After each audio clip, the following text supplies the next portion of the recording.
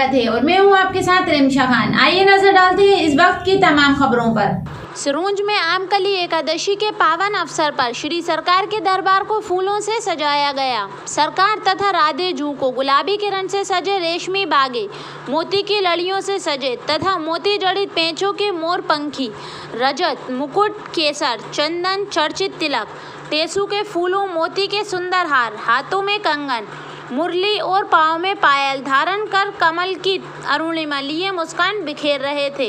सरकार के चरण सेवक पंडित नवनीत महाराज ने बताया कि आमकली एकादशी चूँकि हर साल होती है, इस त्यौहार को 3 से 4 दिन पहले आती है, इसलिए एक एकादशी को रंग भरी एकादशी के नाम से भी जाना जाता है। हे ब्रह्मयोनि, जो आपकी मेरे ऊपर कृपा है, सो ऐसा व्रत करिए जिससे मेरा कल्याण हो। वशिष्ठ बोले, हे रहस्य और इतिहास सहित व्रतों में उत्तम व्रत राज में तुमसे कहता हूँ, जो संपूर्ण फलों को देने वाला, समस्त कामनाओं को पूर्ण करने वाला, समस्त शत्रुओं का विनाश करने वाला है। हे राजन, ये व्रतराज आमलाकी का व्रत बड़े पापों का नाश करने वाला है और सब लोगों को मोक्ष देने वाला, 1000 गोदान के फल को देने वाला है। इतिहास हिंसा करने वाले व्याधि जैसी की मुक्ति कराने वाला है। उस प्राचीन इतिहास को मैं आपसे कहता हूँ, एकाग्र से इसका श्रवण करें। हष्ट पुष्ट मनुष्यों, ब्राह्मणों, क्षत्रियों, शूद्रों से सुशोभित वेदिश नामक नगर था। हे नृपाल, वह बहुत सुंदर वेद ध्वनि वहाँ होती रहती थी। सदैव भगवान के गुणगान वहाँ किए जाते थे। सम प्रकार के सत्कर्म से वे नगर परिपूर्ण था।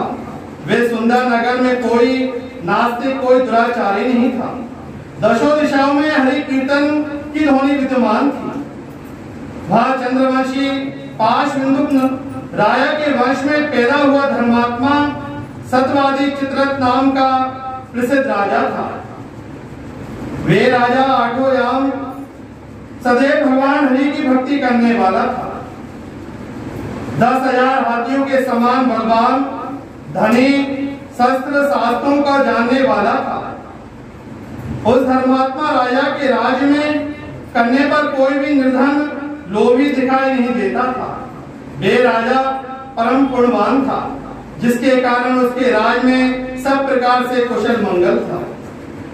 उस समय में सब जगह सुकाल आरोग्यता रहती थी।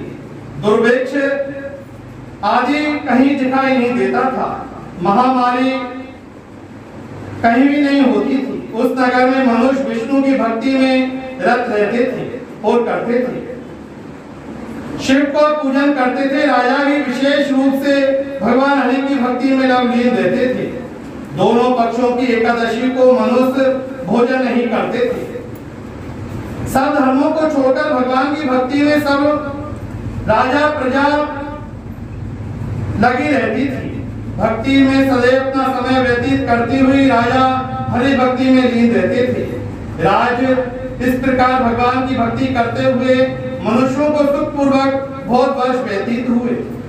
कुछ समय बीतने पर फागुन शुक्ल पक्ष की द्वादशी युक्त एकादशी प्राप्त हुई। हे विभु, हे नृप, उस एकादशी का को बालक बूढ़े सबने मिलकर नियम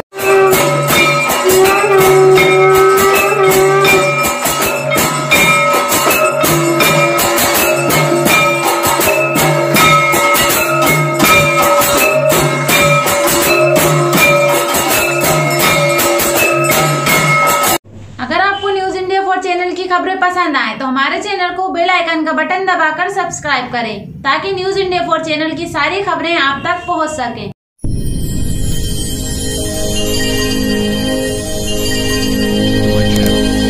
And also press this bell icon.